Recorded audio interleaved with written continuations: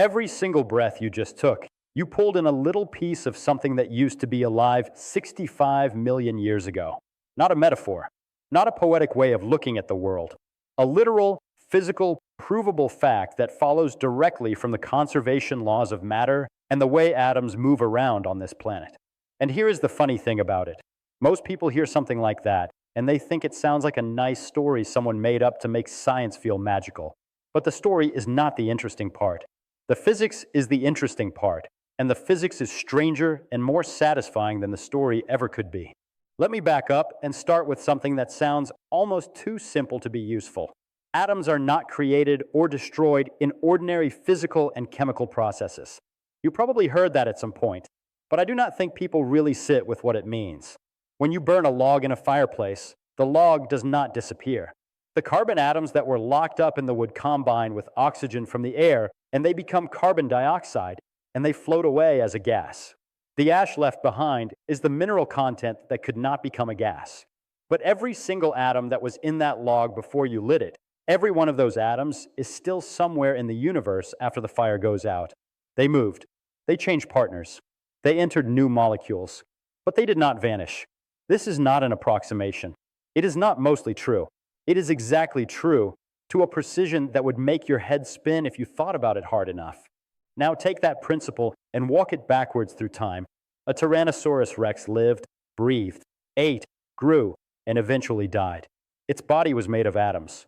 Carbon, hydrogen, oxygen, nitrogen, phosphorus, calcium, all the same stuff your body is made of right now, because all life on Earth uses the same basic molecular machinery. When that animal died, its body began to decompose. Bacteria broke down the soft tissue. The molecules in that tissue were disassembled. The carbon atoms got released as carbon dioxide into the atmosphere, or they got incorporated into the soil, or they got washed into rivers and eventually into the ocean. The calcium in the bones slowly dissolved over geological time and ended up in the groundwater, or in limestone formations, or inside some other creature that ate minerals out of the soil. The hydrogen atoms became water molecules and joined the water cycle, evaporating, raining, flowing, percolating through rock. Every single atom in that animal went somewhere, and then it went somewhere else, and then somewhere else again, for 65 million years. That is a very long time to be moving around. And here is what makes the physics so compelling. The number of atoms in one dinosaur is absolutely enormous. You have probably heard that there are more atoms in a glass of water than there are glasses of water in all the oceans on Earth. The numbers get incomprehensibly large very fast. A single large dinosaur might have had a body mass of around 10,000 kilograms. At the atomic level, that is something like 10 to the power of 29 atoms. Give or take a few orders of magnitude depending on the composition. That is a 1 followed by 29 zeros. Now compare that number to the total number of atoms in the atmosphere of Earth. The atmosphere has a mass of about 5 times 10 to the 18th kilograms, and it is mostly nitrogen and oxygen, which are light atoms. Work it out, and you get something like 10 to the 44 atoms in the whole atmosphere. So the atoms from one dinosaur, 10 to the 29 of them, are floating around in a reservoir of 10 to the 44 atoms. That is a ratio of about 1 in 10 to the 15th, meaning roughly 1 out of every quadrillion atoms in the air might have come from that one animal. That sounds like a tiny fraction, and it is a tiny fraction. But here is where the numbers start working in your favor. Every breath you take pulls in about half a liter of air, which contains something like 10 to the 22 molecules of gas. Multiply out that fraction, and you're going to get somewhere around 10 million atoms per breath that might have passed through any given dinosaur. 10 million per breath. And that is just for one dinosaur. There were a lot of dinosaurs.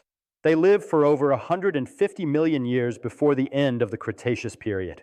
When you add up all the large animals, all the plants, all the organisms that have ever lived on this planet and decomposed back into the cycling systems of matter, the numbers become so large that the question stops being whether you are breathing atoms that were once inside a dinosaur, and it becomes whether there is a single breath you could take that does not contain such atoms.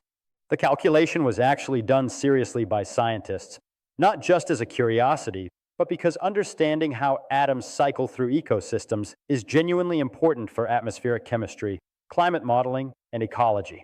The most famous version of this argument was applied to the atoms in a single breath of Julius Caesar. The physicist and science writer Cesare Emiliani, and others following similar logic, estimated that the mixing and cycling of the atmosphere is thorough enough that any given breath you take today contains roughly one atom that was in the last breath of Julius Caesar. One atom per breath is actually a conservative estimate for someone who died 2,000 years ago. For animals from 65 million years ago, the mixing has been going on far longer, through far more cycles of weather and biology and geology, and the distribution becomes even more thorough. Now I want to explain why the mixing is so thorough, because it is not obvious that atoms from one place would spread everywhere. The key mechanism is what physicists call diffusion, combined with the large-scale transport of air in the atmosphere. Imagine you drop a single drop of ink into a very large, very still pool of water. At first, the ink stays together, but the ink molecules are jostling around randomly, bumping into water molecules, and over time the ink spreads outward in all directions. If you wait long enough, the ink molecules are spread throughout every part of the pool. That is diffusion. Now imagine the pool is being constantly stirred by winds and currents. The mixing happens much faster. The atmosphere of Earth is an extraordinarily well-stirred fluid. The major circulation patterns, the jet streams, the Hadley cells, the polar vortex, the monsoon systems, they stir the atmosphere continuously, and they do it on timescales of weeks to years for most of the lower atmosphere. Carbon dioxide emitted in one country shows up in the measurements taken in Antarctica within a year or two. The atmosphere is a single well-mixed reservoir on any timescale longer than a few years. Over millions of years, any initial concentration of atoms in one place gets smoothed out to an essentially uniform distribution around the planet. But the atmosphere is only part of the story. The really interesting cycling happens through biology. A plant pulls carbon dioxide out of the air and uses the carbon atoms to build sugars, starches, cellulose. An animal eats the plant. Another animal eats that animal. The atoms move through food chains. When any organism dies and decomposes, the atoms go back out into the soil, the water, the air.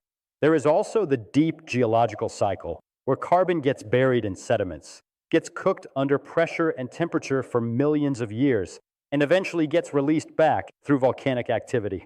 The Earth is not a closed static system where atoms just sit in one place. It is a dynamic, churning, cycling engine, and the atoms are the passengers that get passed around between all the different compartments of that engine indefinitely. Consider the water in your body right now. You are about 60% water by weight. Each of those water molecules has 2 hydrogen atoms and 1 oxygen atom. The hydrogen atoms in your water were created in the first few minutes after the beginning of the universe, about 13.8 billion years ago, in the initial nucleosynthesis event. They have been bouncing around ever since. They have been inside stars, inside interstellar gas clouds, inside comets, inside the early oceans of the Earth, inside the cells of every kind of organism that ever lived on this planet. The oxygen in your water was made inside massive stars that exploded before our solar system formed. It traveled through space as part of a gas cloud, got incorporated into the forming Earth, and has been cycling through the oceans, the atmosphere, and the biosphere ever since. The dinosaur connection is just one chapter in a much longer story about where these atoms have been, but it is a chapter we can actually calculate and verify, which makes it particularly satisfying from a physics standpoint. The atoms in your body right now have been everything. They have been rock, they have been ocean, they have been trees, they have been dinosaurs, and before that, fish, and before that, simple single-celled organisms floating in ancient seas. The atoms do not care what they are part of. A carbon atom does not know it is an AT, Rex femur, any more than it knows it is in your lung tissue right now. It just obeys the laws of physics. It bonds with what it bumps into. It moves when it gets energy. It stays still when there is no energy to move it. All the complexity of life, all the biodiversity that has ever existed on this planet, it is all just patterns in the arrangement of the same basic atomic building blocks being assembled and disassembled and reassembled in different configurations over and over for billions of years. And here is the part that I find most interesting from a pure physics standpoint. The fact that you can know this, That you can sit down and calculate how many atoms in your breath came from a Cretaceous dinosaur using nothing but the conservation of matter, the size of the atmosphere, and the time that has passed. That is what science actually is. It is not a collection of facts that someone decided to memorize. It is a method of following the rules of nature to their logical conclusions. The rules say atoms are conserved. The rules say diffusion and atmospheric circulation mix gases thoroughly. The rules say living things are made of atoms that came from somewhere and go somewhere after. Follow the rules, and you arrive at the conclusion that you are made of the same stuff as everything else that has ever existed on this planet. And that stuff has been everything else that has ever existed on this planet. That is not mystical. That is geometry. That is bookkeeping. That is just counting where the atoms had to have gone, given that they could not go nowhere. The really wild thing is that this same logic applies to every atom in your body, not just the ones you breathe in. The iron in your blood, the calcium in your bones, the carbon in every protein and fat and carbohydrate in every cell you have. All of those atoms have histories, long, complicated, specific histories going back to the formation of the solar system and beyond. You are not separate from the physical history of this planet. You are made of it.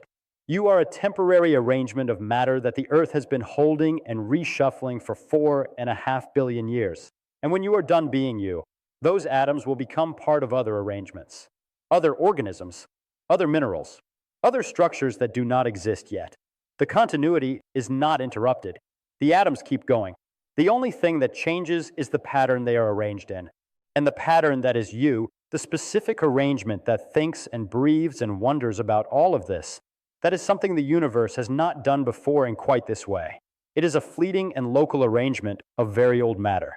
But it is an arrangement that can figure out its own history, which is, when you think about it, a pretty remarkable thing for a pile of atoms to be able to do.